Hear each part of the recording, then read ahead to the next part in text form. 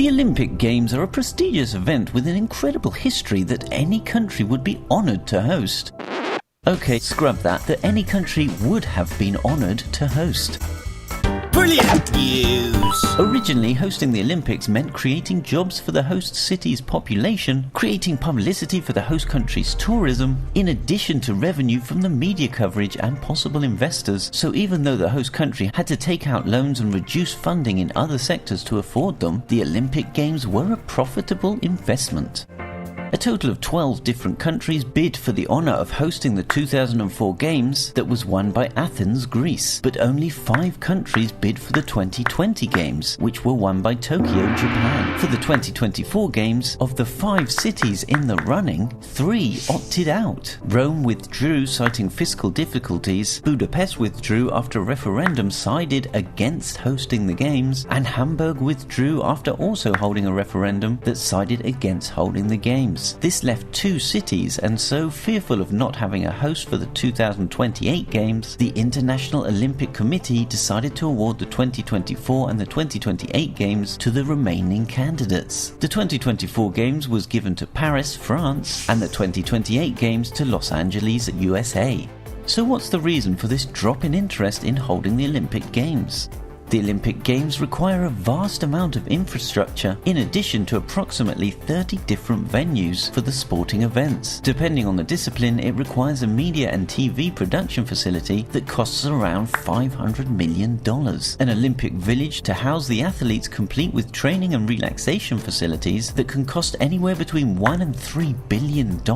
Roads and transport infrastructure for the athletes to travel to and from the different areas, and special lanes for IOC executives, a media village, a ceremonial stadium, and green spaces, among other things. And all this has to look new. So even if you have some of this infrastructure in place, you'd still have to renovate it.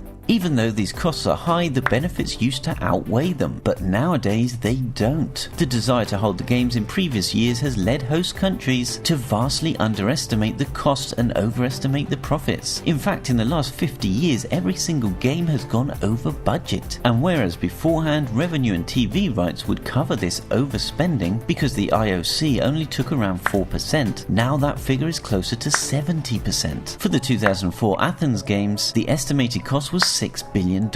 It ended up costing $11.6 billion and only generated $3 billion in revenue.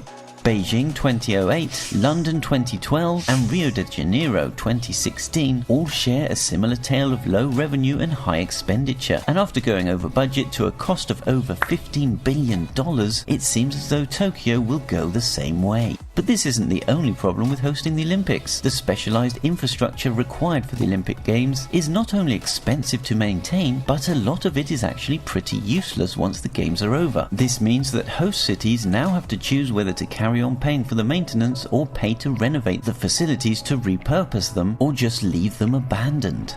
Considering the huge amount the city has already paid to host the Games, it's no surprise that most of them are left abandoned. Add to all this the fact that just bidding for the chance to host the Olympics costs money, a project has to be put together, stadium designs and infrastructure projects have to be specified. Madrid, Spain bid for the 2012 Games, the 2016 Games and the 2020 Games and lost them all. The 2016 bid alone cost them nearly $200 million. So if the Games have an Olympic entrance fee, require an Olympic effort to host them, and an Olympic cost to pay for them, is it really any surprise that no one wants to play? Please make an Olympic effort to click that like button and subscribe for more. Thanks.